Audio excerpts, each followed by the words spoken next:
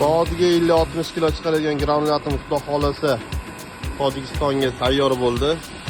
4 kilovat 220 заводской самозащитный motor qo'yilgan.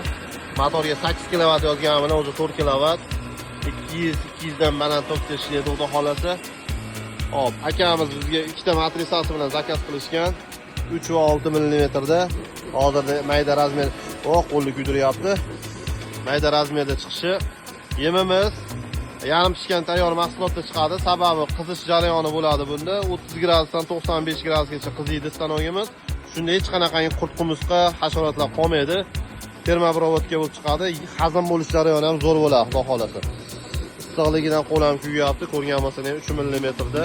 Bundan ham ingichka, bundan ham kalta qilamasiz. Pichog'i bor, pichoqni to'g'rilab qo'yishingiz bo'ladi. Xohlagan uzunligingizda chiqarsa bo'ladi.